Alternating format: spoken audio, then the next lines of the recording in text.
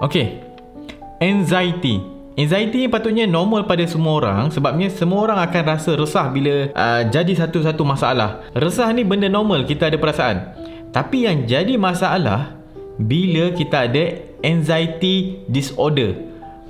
Kita punya keresahan tu kita tak boleh dikawal. Di mana orang yang kena anxiety ni boleh rasa daripada pagi, petang, malam, sebelum tidur, nak bangun tidur, semua dia akan resah, jantung dudap-dudap, dia akan sentiasa rasa takut. Ada tu kena beberapa hari, ada tu kena beberapa bulan, ada tu kena bertahun. Bila kena anxiety ni, dia punya takut, dia punya risau, dia punya cuak tu sampai kita rasa, kadang kita rasa nak mati. Bukan kita sakit nak mati, kita punya perasaan tu macam nak mati, bila mati, bila mati. Itu bila orang kena masalah anxiety. Sebelum ni saya ingat macam mungkin orang yang kena anxiety ni mungkin lemah semangat macam tu kot. Saya tak kena kot. Tapi maybe Tuhan nak bagi saya rasa anxiety tu macam mana. Saya dalam beberapa minggu lepas saya kena anxiety attack tu. Dia berlanjutan beberapa hari. Yelah, saya rasa saya ni macam seorang lelaki yang cool, yang boleh kontrol saya punya emosi. Walaupun anak saya meninggal dekat dalam pelukan saya pun saya boleh maintain emosi saya. Saya boleh, memang sedih cerita lain,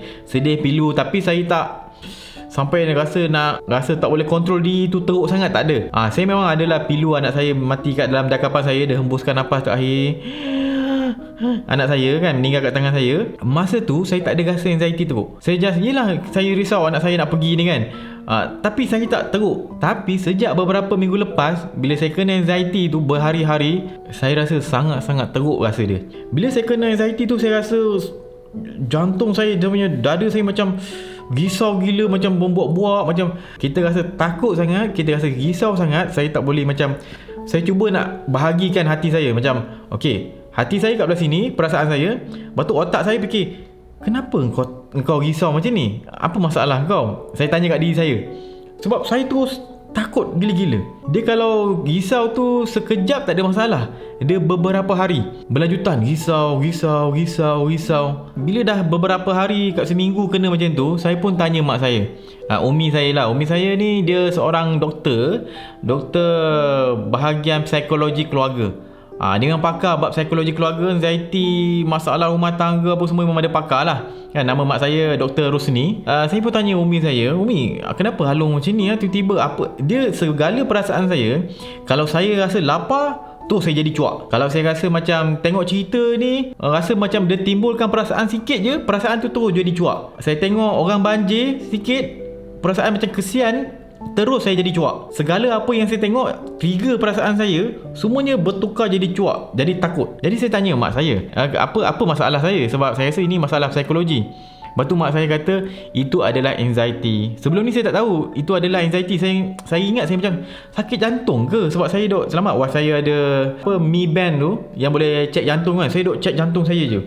Jantung saya punya dada rasa berat. Tu yang saya macam, saya tanya mak saya. Mak saya nak mudahkan saya faham adalah anxiety ni adalah memang kerisauan. Tapi senang cerita, dalam satu sudut kat minda saya ni, ada kerisauan saya sikit sini, ada sini sikit, sini sikit. Mungkin saya punya satu kerisauan tu tak ada efek. Satu kerisauan tu saya boleh bertindak rasional lagi untuk berfikir pasal satu poin kerisauan tu. Tapi bila digabung-gabungkan, dan benda tu di bawah sedar saya, otak saya dah gabungkan semua poin-poin tu, kerisauan-kerisauan semua tu dia bergabung dan dia buatkan badan saya bertindak balas jadi cuak. Saya punya otak saya, badan semua jadi reaksi cuak, dada berat, macam tak boleh kawal lah otak kita. Dia jadi macam jadi terlalu takut. Dan mak saya kata, cuba cari setiap poin-poin yang menjadi kerisauan saya tu, kemudian saya kena sort dulu kerisauan apa yang penting. Apa yang menjadi kerisauan penting pada saya. Biasanya yang teratas kerisauan kita yang tinggi biasanya akan ada kaitan dengan mati. Sama ada kita rasa kita akan mati, ataupun kita akan rasa orang terdekat kita akan mati. Bila benda tu berkaitan dengan mati, itu jadi priority kita. Kerisauan teratas. Walaupun masa kita fikir tu, okay, kalau aku mati aku kena cini. Okay, boleh kot. Boleh. Ayah aku mati, aku kena macam ni sikit. Okay, aku boleh kawal kot. Bila kita tengok satu-satu point tu, macam kita boleh kontrol. Tapi hakikatnya dekat otak kita ni, dekat badan kita ni, kat diri kita ni, dia dah gabungkan tanpa kita sedar poin-poin tu semua. Benda tu jadi berat sangat, jadi bebanan. Sebab tu kita kena anxiety. Itu yang lepas saya dengar mak saya kata macam tu kan, saya pun sort dulu, saya bahagikan, okey, apa yang betul-betul saya ada terfikir pasal yang merisaukan saya.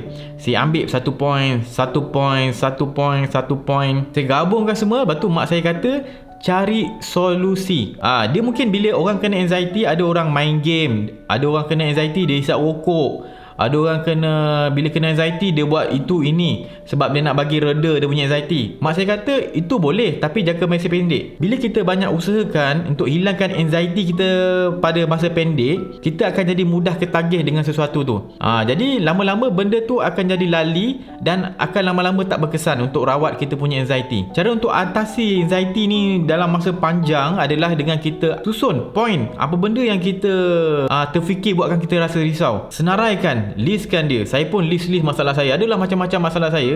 Semua orang ada masalah kan. Dan cuba fokus pada masalah yang buatkan kita terfikir akan dekat dengan kematian. Ada poin mati kat situ. Contohnya, saya terfikir kalau saya mati, siapa nak handle platform Berani Buat ni? Contohnya. Andai kata saya mati, siapa nak tolong handle saya punya rancangan Seminar Resepi? Benda tu efek saya. Sebab andai kata saya mati, apa yang boleh buatkan benda ni still running? Itu menjadi kerisauan saya. Nampak? Dia ada kaitan dengan mati. Bila dah list poin-poin yang buatkan kita risau tu, khususnya ada kaitan dengan mati, kita cari solusi untuk buatkan kita kurang rasa risau kat situ.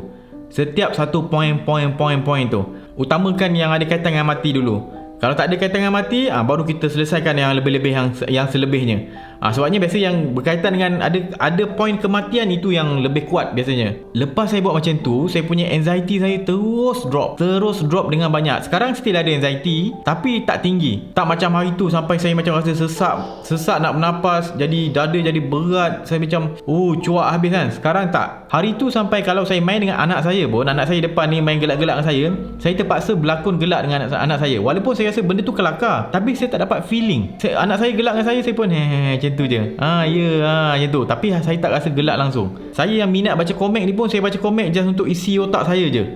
Saya tak rasa enjoy langsung baca komik. Benda yang saya suka buat pun saya tak enjoy. Saya buat konten, saya cuba buat benda tu rasa enjoy, tapi saya tak enjoy. Dia kacau banyak benda. Saya boleh kata saya agak strong minded juga, tapi ini buatkan saya susah nak menjalani kehidupan harian. Saya tak boleh bayangkan kalau orang lain yang agak dia punya minda dia tak apa-apa nak kuat, kena macam ni pula, saya tak tahulah. Sangat-sangat bermasalah. Jadi, cara yang saya gunakan tadi, saya listkan masalah saya, listkan poin benda apa yang buatkan saya risau, saya buat solusi dia. Kita kena ubah kita punya style hidup. Contohnya, sebelum ni saya risau kalau saya mati sebab saya dah buat platform Berani Buat, saya dah buat platform Seminar Sepi, dah ada passive income. Bagi saya macam bolehlah kalau saya mati pun saya punya adik-beradik still dapat income, wife saya still dapat boleh survive, ada duit untuk hidup kalau saya mati. Tapi benda tu still buatkan saya tak tenteram. Saya still risau kalau ada sakit ke apa kan. Terus sebab saya jenis tak ambil insurans tau. Sebabnya saya dah bangunkan saya punya platform ni, saya ingat tak payah ambil insurans lah. Itu saya punya planning. Sebab saya dah ada platform ni yang jana passive income. Tapi disebabkan anxiety tu, saya kata tak boleh, saya kena cari solusi yang boleh mengurangkan saya punya kerisauan. Saya terus contact Kak KB ataupun saya punya kawan lah. Saya contact dia untuk saya ambil insurans dengan dia. Terus saya punya anxiety saya drop lagi. Drop. Saya macam okey, lega sikit. Saya ada banyak masalah yang saya fikirkan. Sekarang macam mana pula kalau saya dah mati, macam mana dengan akaun apa semua? Sebab saya punya income daripada YouTube, Facebook semua masuk akaun saya. Sebab saya bukan manage akaun macam profesional Saya still buat style kampung. Masuk akaun saya je. Lepas tu saya buat agih-agihkan pada bagi gaji ke apa. Saya buat macam kampung. Benda tu pun buatkan saya tak yakin, buatkan saya risau. Jadi solusi saya terus buat current account company tu dan saya khaskan untuk manage income Seminar Resepi saja contohnya. So bila saya dah usahakan ke arah itu, di mana saya lebih yakin lepas ni kalau saya tak ada, saya mati ke apa, income tu akan selamat masuk dalam account tu dan saya punya adik-beradik, wife saya boleh survive lagi dengan income yang saya bangunkan platform yang saya bangunkan ni lah. Bila saya buat macam tu, saya terus rasa lega lagi. Dua benda tu je saya buat, anxiety saya terus drop banyak. Dan saya adalah beberapa benda lain, saya ubah saya punya style, semuanya untuk mengurangkan kerisauan saya pada setiap satu poin. Sebab saya dah listkan poin-poin benda yang buatkan saya risau, saya dah list-listkan. Setiap satu tu saya buat penyelesaian dia. Ni. Walaupun dia tak akan reduce habis, tapi saya lebih confident. Buat ni lagi, buat ni lagi, buat ni lagi. Dan lepas seminggu lebih, 2 minggu itu, sekarang saya dah boleh reda saya punya anxiety. Saya boleh kira manageable lah. Dia kadang-kadang tu dia akan datang balik risau, tapi dia tak teruk macam sebelum ni. Kalau tak sebelum ni, hari-hari saya pun tak tahulah, hari-hari saya dah risau je. Hari-hari makan risau, minum risau, bangun pagi risau, sebelum tidur susah nak tidur. Anak saya nangis saya boleh risau. Jadi susah. Anxiety ni boleh kena kat siapa-siapa saja. Kita bodybuilder ke, badan kita kuat ke, atlet ke apa, boleh kena anxiety. Tak ada kaitan kalau kita kata kita ni kental ke tak kental, tak. Anxiety kalau nak kena. Okay, yang penting untuk atasi dia, pastikan kita point out apa yang menjadi kerisauan kita dan kita design solusi untuk setiap point tu. Walaupun tak dapat selesaikan habis, dapat kurangkan sikit dia punya kerisauan. Jadi setiap point tu cuba listkan poin-poin tu, cuba atasi poin-poin tu. Nanti insyaAllah kita punya anxiety tu akan drop. Maybe kita kena ada ubah kita punya lifestyle sikit, kita punya cara hidup mungkin kena ubah sikit supaya kita nak optimizekan dengan kita punya masalah anxiety tu. Tapi result dia, kita akan boleh manage kita punya anxiety. Sebab saya tahu zaman sekarang ni akan ramai orang kena anxiety dengan masalah kewangannya, dengan COVID-nya, ada yang risau pasal kiamat, dajjal, benda-benda tu semua boleh mendatangkan anxiety. Jadi kena pandai kawal. Okay, saya harap video saya, pengkongsian hari ni bermanfaat. Sebab kalau boleh, saya nak ramai orang lain yang kena anxiety boleh tahu cara untuk kontrol benda ni. Saya cakap ni dari segi pengalaman saya dan di guide oleh mak saya. Mak saya Dr. Rosni, dia memang PhD dalam memang kaunseling keluarga ni, memang dia punya kepakaran dia. So saya dapat guide dari situ, saya apply kat diri saya, okey. Saya boleh manage saya punya anxiety. Saya harap kalau korang kenal siapa-siapa yang kena anxiety, boleh share video ni kat dia. Kalau dia tak ada solusi lagi lah, mungkin ada yang dah settle, tak ada masalah. Yang tengah lawan dia punya anxiety dia, dan korang kena support. Benda ni bukan simple. Dia bukan sebab kau ni tak kuat iman lah, kau ni lembik lah tu. Dia ni lembik semangat ni, lemah semangat dia ni.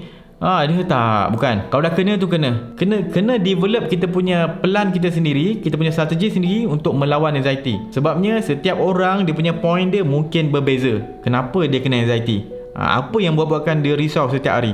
Okay, saya rasa itu saja. Jangan lupa follow Berani Buat, subscribe YouTube Berani Buat. Saya Wan Syafiq, jumpa lagi. Assalamualaikum.